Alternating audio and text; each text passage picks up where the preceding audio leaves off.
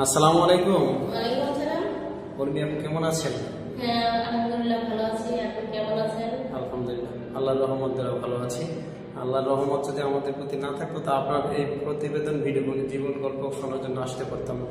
তো উর্মি আপু, আমি যেটা জানতে চাচ্ছি যে আসলে যখন আপনি জানতে পারলেন যে আসলে আপনি দ্বিতীয় পক্ষ, আপনার হাজবেন্ড যে আরেকটা গোপনীয়তাভাবে তার বোনকে বিয়ে করে রেখেছে যে বললেন, তো সেই ক্ষেত্রে তখন আপনি কি রকমের একটা সিদ্ধান্ত নিলেন যে সমন্বয় করে থাকবেন না তাকে ছেড়ে চলে যাবেন? আপনার ভিতরে কি এমন একটা সিদ্ধান্ত আমি নিলেন? তো আগে থেকেই জানতে পারতাম, বুঝতে পারতাম যে হয়তো কখনো কোনো পরামর্শ এখানে আসে, না হলে আমার সাথে কেন এরকমটাই হয়। আমার খাবারের কোনো দায়িত্ব নিচ্ছে না, আমার কাপড়ের দায়িত্ব নিচ্ছে না, পড়ার দায়িত্ব নিচ্ছে না, কোনো কিছুর দায়িত্ব নিচ্ছে না। তখন তো আমি বুঝতেই পারছিলাম যে এখানে কোনো রহস্য তো আছে। পরে একটা মানুষের সাথে দুই একজনের কাছে জানতে পারতাম যে ওনার অ্যাফেয়ার ছিল, বন্ধু বোনের সাথে বেশি একাকারে থাকে। এগুলো বুঝতাম যে হয়তো এরকম ধরনের কোনো সমস্যা আছে। কিন্তু সরাসরি যখন একবার ঈদের সময় সরাসরি তারা যখন বাড়িতে দুজনই উপস্থিত হলো, তখন আমি ভাবলাম এখানে তো আমার কোনো গুরুত্ব নেই, যার কারণে উনি আমাকে ছেড়ে থাকে বা আমার সাথে এরকম আচরণ করে, কাজের মহিলার মতো আচরণ।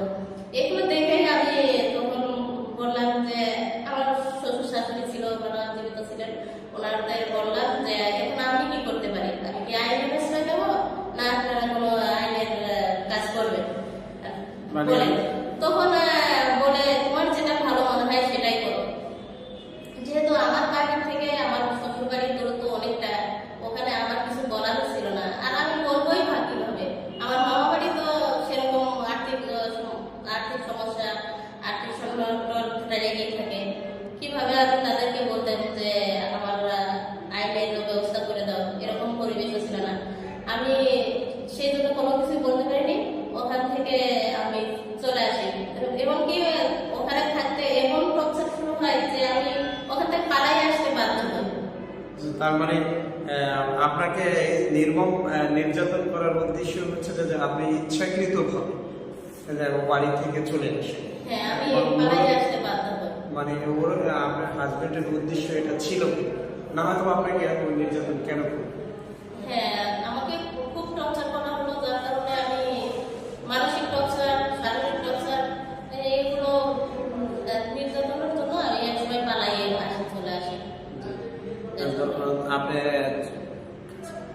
তো আপনি ঢাকায় আসার পরে তো আপনি কিভাবে জীবনটা যাপন করতে শুরু করলেন? আসলে আপনার ঢাকায় কোনো আত্মীয় স্বজন নেই, তারপরে হচ্ছে যে আসলে আপনার এই কোনো পরিচিত লোক নেই, আপনি তো যে এক কাপড়ে বাড়ি থেকে চলে এসেছেন, তাই তো?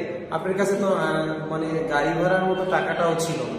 তো ওই ক্ষেত্রে এই সময়টা আপনি কিভাবে মানে অতিক্রম করলেন একটু যদি আমি বলতেন? আসলাম, আমার কাছে অনলি 300 টাকা ছিল, জি জি। যেটা আমি গাড়ি ভাড়া দেওয়ার জন্য আমি ওই টাকাটা একজনের থেকে ধার হিসাবে পেয়েছিলাম। জি জি। ওখানে সে আমাকে যাই হোক পিতৃ স্নেহে দেখতো, আমি তাকে কিছু স্থানে রাখতাম, যার কারণে 300 টাকা আমাকে দিয়েছিল। যে আমি ওনাকে বলছিলাম যে আমি পালাই চলে যাবো, এখানে এতটা টর্চার আমার সহ্য হচ্ছে না, আমি থাকতে পারবো না। তো তার সাথে মানে আপনার এই কষ্টের কথাটা শেয়ার করছিলেন যে আপনি এখানে থাকবেন না, চলে যাবেন। হ্যাঁ, তিনি অনেক গরিব, যার কারণে 300 টাকাই তার ওনার কাছে ছিল। দিনমজুরে আমাকে 300 টাকা দিয়েছিল, আমি সেই 300 টাকা এখনো ফেরত দেইনি। এখন পর্যন্ত ফেরত দেন? সে তো আপনার উপকার করেছিল, কিন্তু আসলে তাকে টাকাটা ফেরত দিলেন না কেন? যে ঢাকায় আসার পরে আপনি তো নিজেই অসহায় অবস্থা, কিভাবে দিবেন, তাই তো?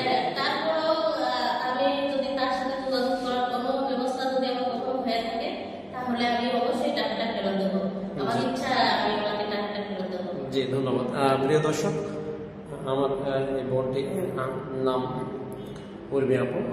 এই বোনটির ভিডিও যে যেখান থেকে দেখছেন, দেশ প্রবাস, আমার ভাই, আমার বন্ধু, যদি আমার বোনটিকে কারো ভালো লেগে থাকে, যদি কেউ বিয়ে করার ইচ্ছে থাকে, সেই ক্ষেত্রে আমাদের স্ক্রিনে দেওয়া চ্যানেল কর্তৃপক্ষের নাম্বার থাকবে, চ্যানেল কর্তৃপক্ষের সাথে যোগাযোগ করবে। তবে আর একটা কথা বলে থাকি যে যদি কোনো ভাই বা বন্ধু আমাদের সাথে মূল্যবান সময় নষ্ট করার জন্য কথা বলে থাকেন, দয়া করবে করবেন না। আমরা আপনার পায়ে হাত দিয়ে বলি, রিকোয়েস্ট করি যে এই কাজটা করবেন না।